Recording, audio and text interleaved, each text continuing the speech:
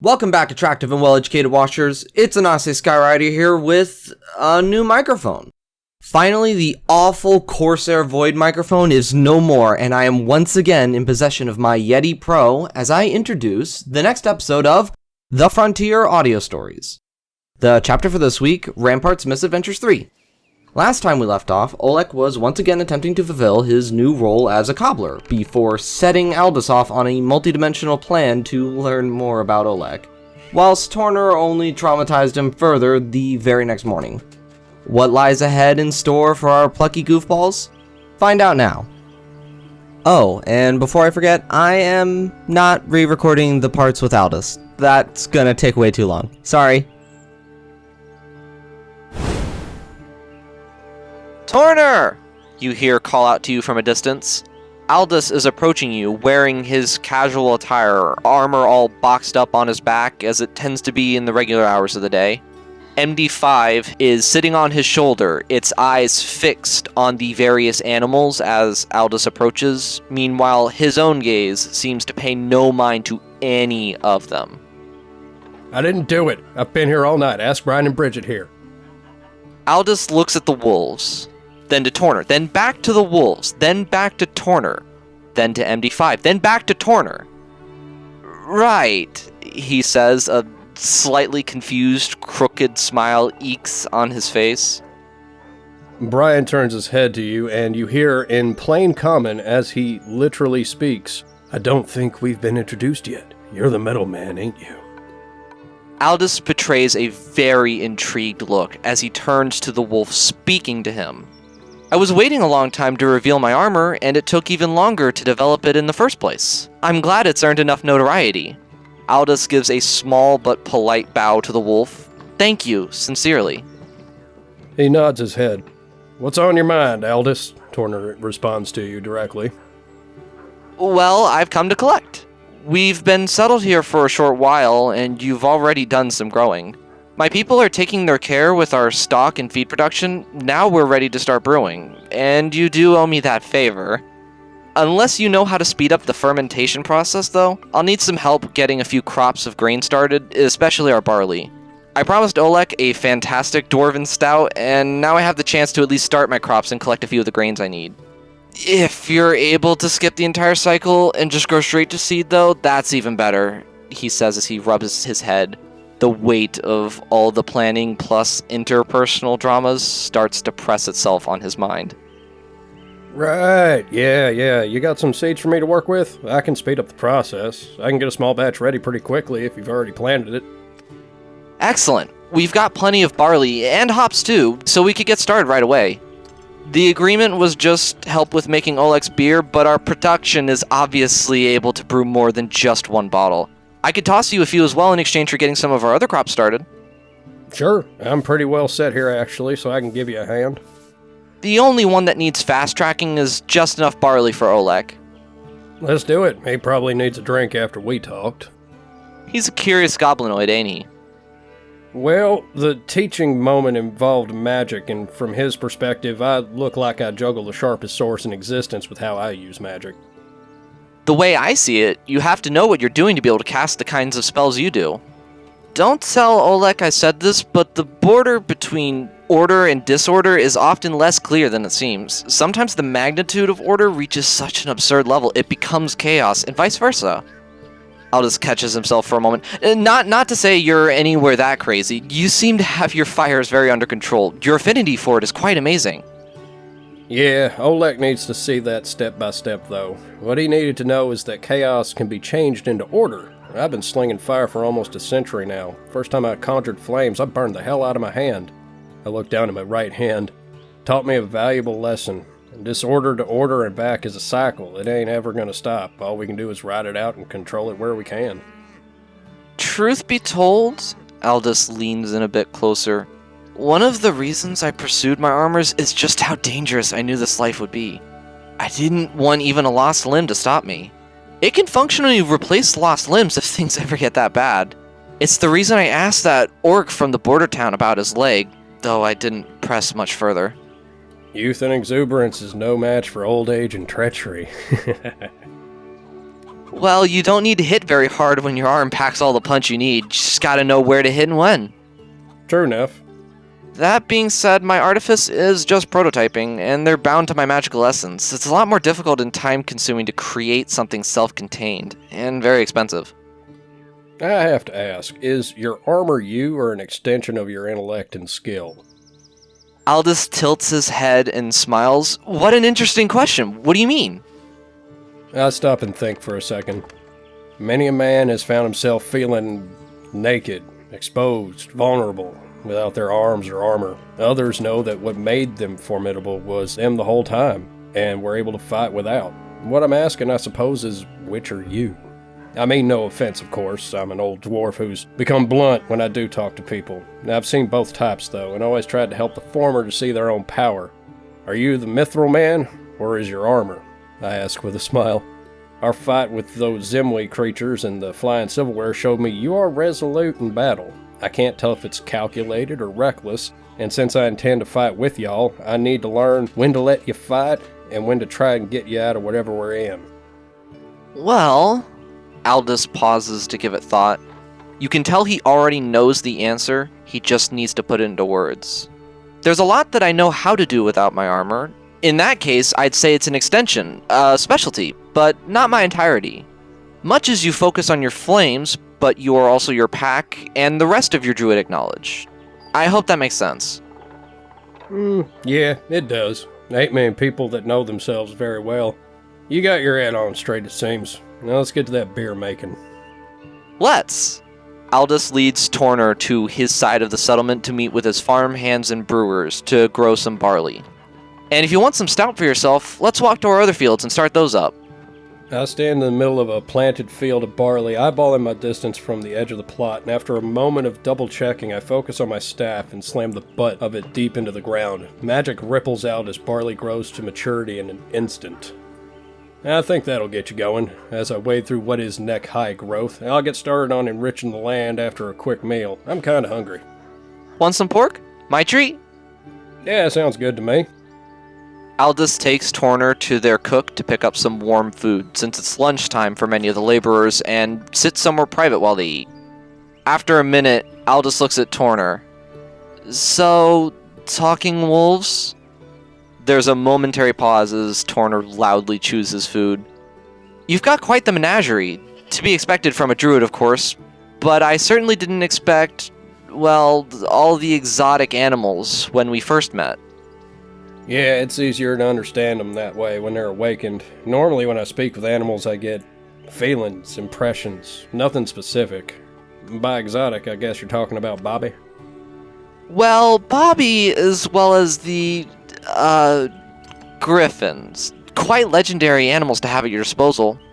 Living under the mountains and doing lots of trade by caravan, a fellow dwarf riding around on a griffin would be the talk of the whole city back home. I ain't gonna lie to you, they tried to kill me when I was training them. It ain't easy to get them to listen, and they won't listen to anyone but me, really. You don't need to tell me. Chimeras like that don't tend to be the friendliest sort. No, they sure ain't. The displacer beasts were just as challenging. Short of raising one from moments after birth or some heroic tale of saving its life, I can't imagine many ways to get one on your side, let alone more than one. Actually, having a female tamed helps get the male on board with listening to you. That doesn't surprise me. I've seen many a drunken dwarf do crazy things to get a girl he's courting. Yeah, we do get kinda wild. What settlement are you from, anyway? How'd you even find yourself becoming a druid? Were you born in some kind of circle? Given away because you were gifted? Aldous once again snaps at his own words.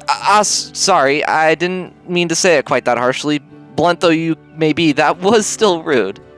Yeah, don't worry about it. It was 120 or so years ago.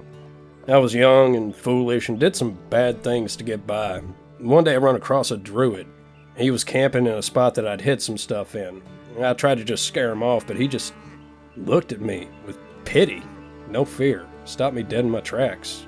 He asked me what I was doing and put me on a better path, one I've struggled to stay on at times. Turns out I had a gift for magic he was able to drag out of me and tell me what I know. To be honest, it's been quite a weird upbringing for me. Once in a while, I forget how long dwarves live.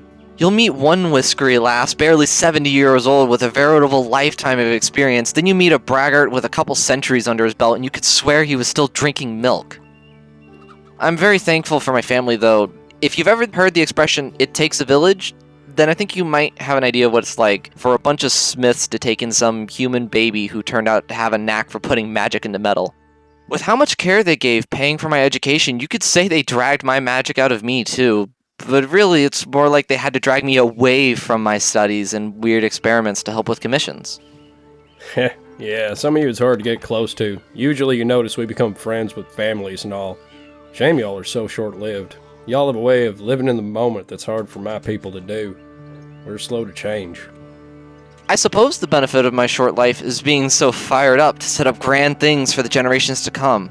Just imagine, Ronin brand arcane armor. We could probably expand the borders of reality tenfold before a fly's even laid its eggs. Although, as it stands, it's rather tough getting this armor to support itself. That's one recipe I've not quite cracked yet.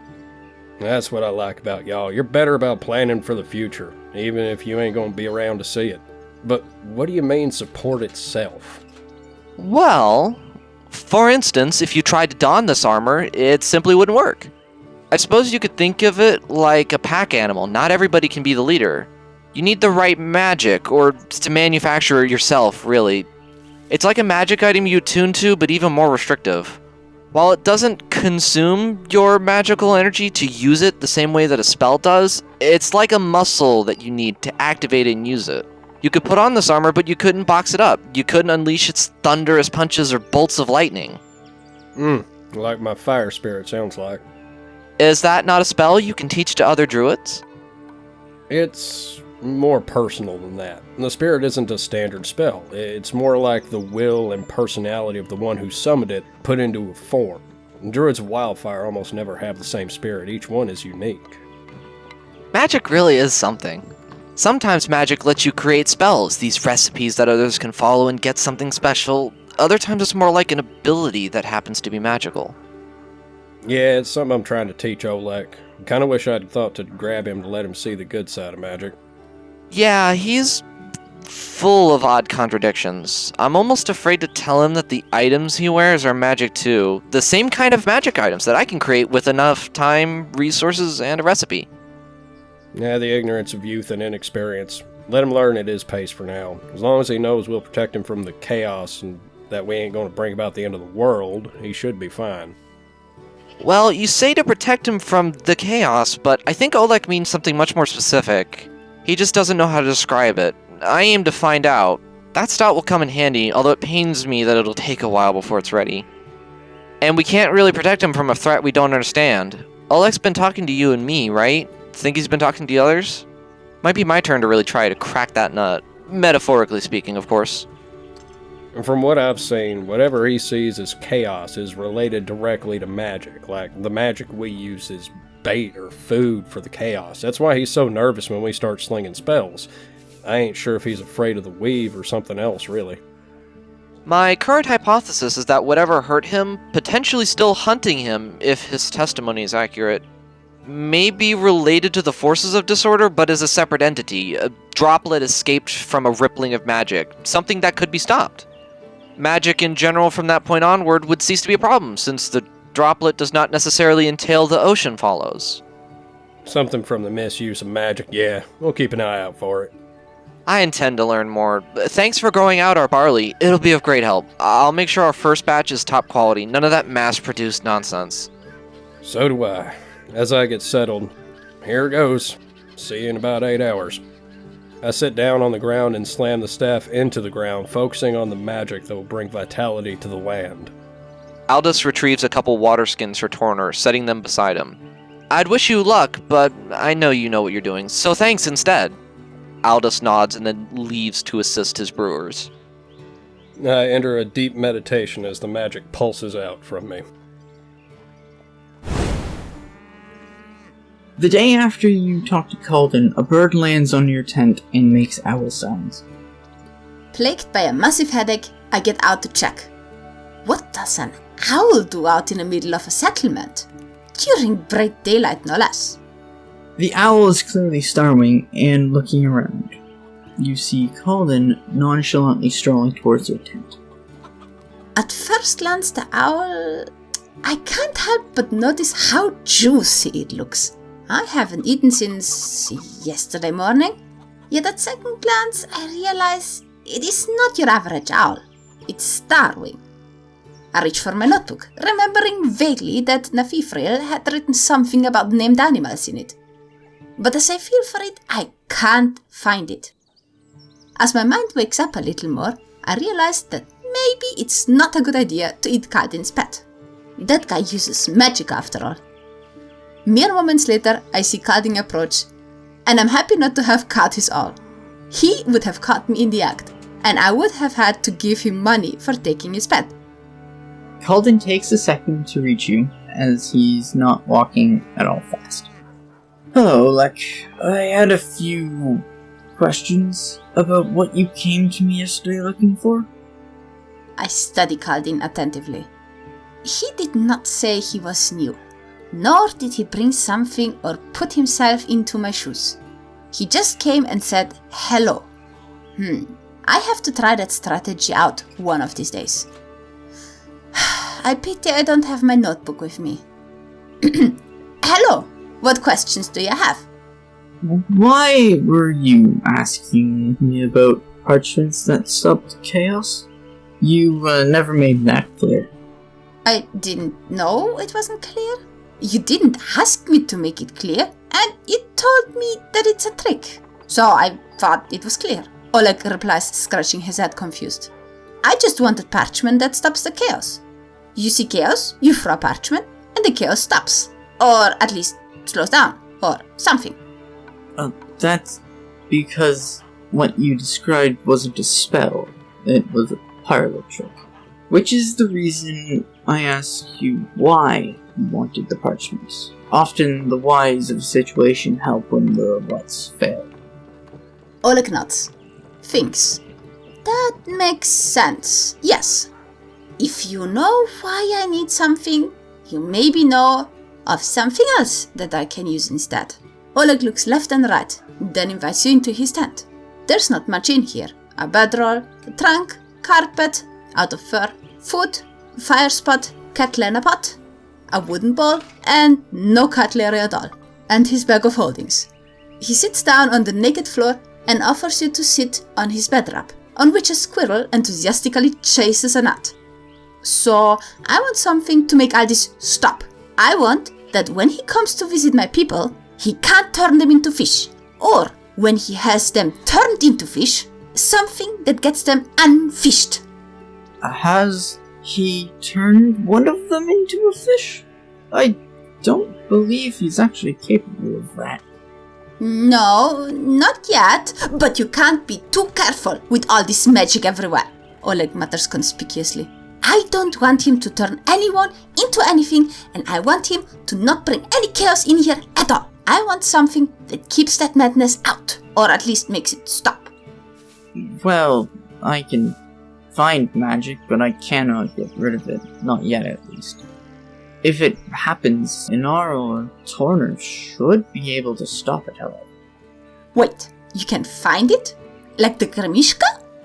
Similar to, yes. I need to make some time beforehand to cast the spell, then I can see it. Olek's eyebrows raise. Won't you end up finding your own magic if you use magic to find magic? Well, I probably could see my own magic. I've never really tried before. It's kind of like seeing your nose. Do you ever misplace magic and forget where you left it? That's not how magic works, Olek. Olek folds his arms. If no one would ever misplace any magic, then there would be no need to find it again, would there?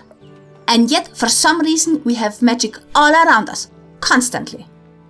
What magic all around us? Cutlery that flies around, carpets that crawl at you, barrels that start spitting vinegar at you, and not one mage around. All just forgotten and misplaced magic. Olek shakes his head and sighs. So, can this find magic be used to find out if Aldis leaked magic in or around the camp or not? Olek, I mean, technically, that is misplaced magic, but it's no different than if you left your Grimishka somewhere. And yes, find magic could see if he leaked magic around the camp. Though I cannot stress this part enough. That's not how magic works.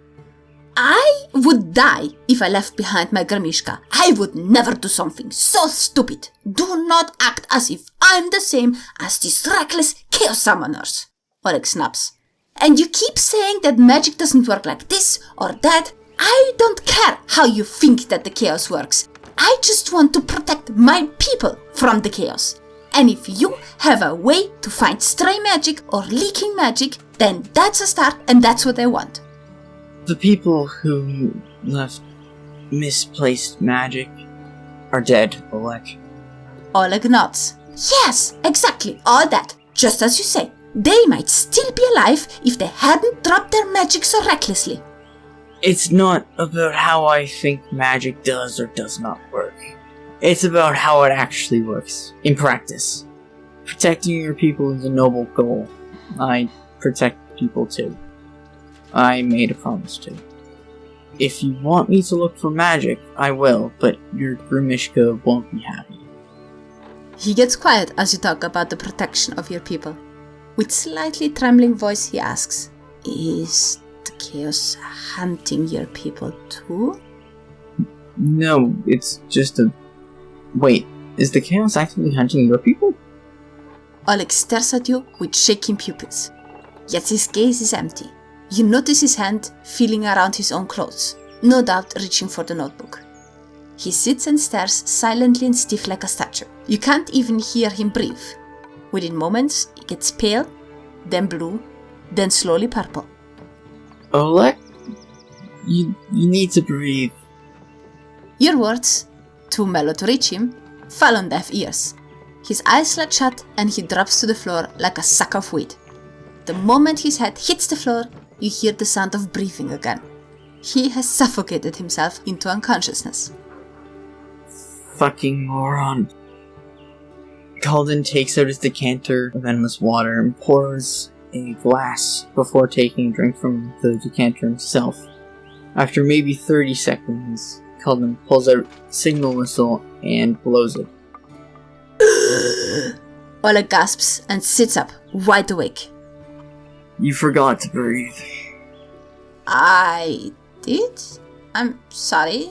Maybe I should get some fresh air. I don't feel so good. A little dazed, Olek walks out of his tent. Calden places his hand in his palms before following Olek out. Do you remember what we were talking about? The chaos. You must have asked me about the chaos. Olek quietly replies, still visibly out of it. I asked you if the chaos was actively hunting your people. It wants us dead. It keeps hunting me, calling me. It just won't let me go. What's calling you? How won't it let you go? Olek doesn't reply. Instead, he shakes his head. No more. Go away. He hastes back into his tent and closes it. Just before the 8-hour mark, Aldous approaches the still meditating Tornur. The last pulse of magic leaves me, and the land looks more vibrant, crops healthier. Whew, that took a while. I take a sip of the skin, and am met with a mouthful of water. Aldous, why is this water not wine? You should know you don't give a dwarf water unless they ask for it specifically. Alcohol, always alcohol, wineskin, 6-pack ale, shot of spirit, something with kick. Aldous is taken a little aback. I'm sorry, Tornur, but we've been on the road for months, he says, confused. You of all people should know how hard it is to carry enough ale for over 50 dwarves. Aldous takes out a bottle, frustrated. He says, at least this coffee kind of tastes like a stout. Rolling a 9, he drinks another helping from it. Hell. Alright, I'll go get my own personal stash then. As you turn to your camp, you hear something squeak right beneath your feet. Nutella? I cast Speak with Animals. What's on your mind, little one? I got a I gotta bring it back, Nutella squeaks, agitated, as he tries to drag a bone along, one clearly a little unwieldy and perhaps a bit too heavy. At a second glance, that bone looks rather familiar, and you can easily guess who has lost it when running off in panic. I grab the bone and hold out my hand for the squirrel to climb up. Let's take this back to Olek and get you home too, bud. Yes, please. Let's bring it back. It hops on your hand and squirrels his way up to your shoulder, where it sits down content. I turn the bone over in my hand to give it a good once-over. Hopefully he ain't ordered his camp to shoot me on sight, I think, as I walk towards Olek's camp. As you approach the camp, you notice how the little reinforcement that the goblinoids built after the incident with Aldis is now decorated with dozens of little warning boards, each conspicuously missing the second half of the writing.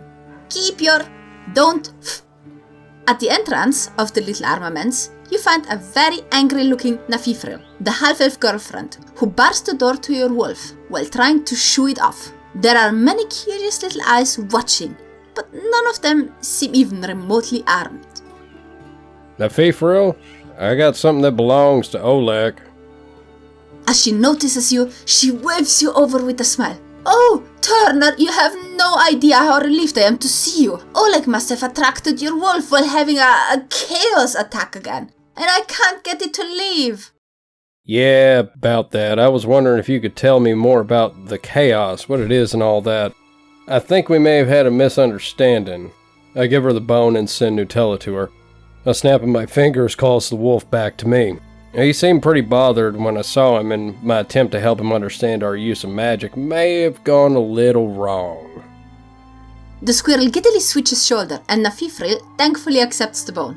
No wonder he freaked out so much if he lost this one, she says, reaching exasperated for her forehead. I wish I could tell you, but truth be told, I don't really understand this whole chaos matter either. Since I know her, he has had these attacks. Whenever someone wiggles around a hint of magic, that stupid head of his starts wiggling and making horrible noises, and he just runs away from chaos. I've tried to tell him to simply leave that thing at home, but he insists that it has to come along because it's meant to warn him and protect him. She looks left and right and lowers her voice, while whispering to you with her back turned to the goblins.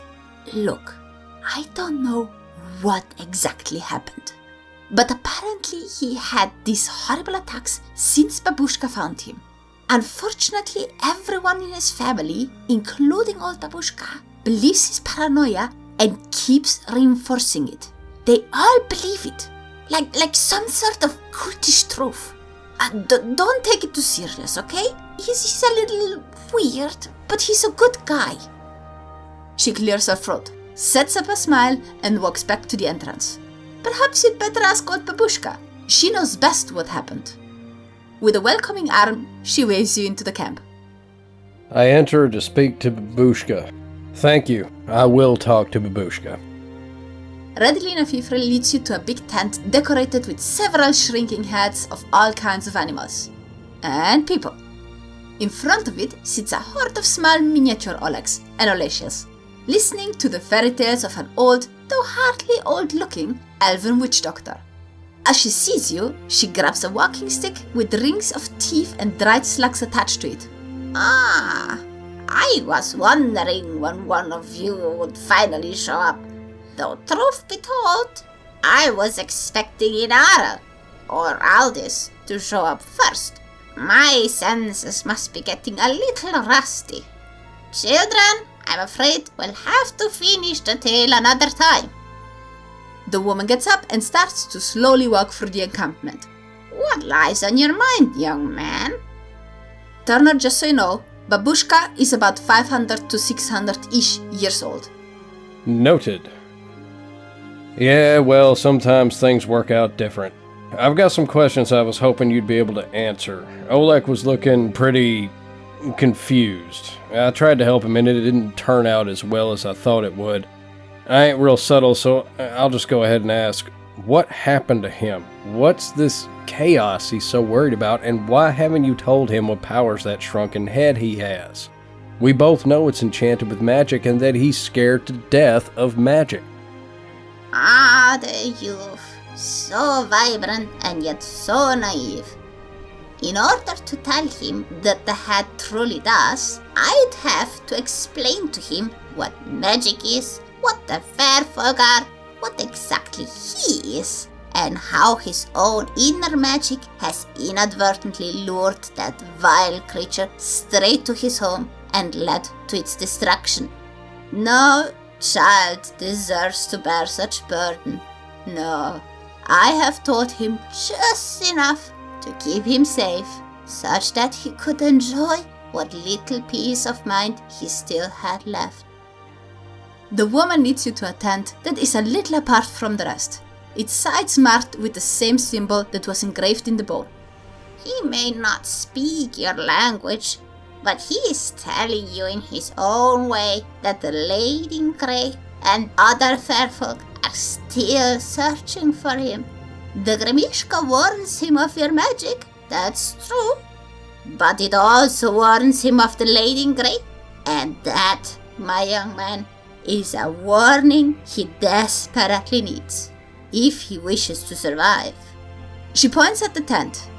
There he is, likely passed out from holding his breath too long. I can't tell you how to act with him, or what to tell him. All I can do is pointing out that there are deep, deep wounds buried beneath that jolly facade, and if you seek them out recklessly, you may end up tearing them open and bleeding him dry. The woman sits down beside the tent, taking out a little bowl with paint and fixing up the markings on the walls. Can you tell me more about the Lady in Grey? I don't recall hearing about something like that. Not here. The old elf briefly peeks into the tent, stands up with her stick and nods you away. Outside of hearing distance and under the shade of a tall-grown tree, she leans against the bark. Imagine a song so gentle that its sound embraced you like a mother, and a voice so sweet that it seemed as though your ears tasted honey. You would maybe look up to see where it hails from, and your eyes would be caressed by an image of a near 9 feet tall woman in grey gown of elegance, and a face so soft and welcoming that all your senses would lure you ever closer, and in her lap she would hold a Grimishka, pet it, yet you wouldn't care, because you would be far too much enthralled by her disguise. That is what you would see if you met the Grey Lady.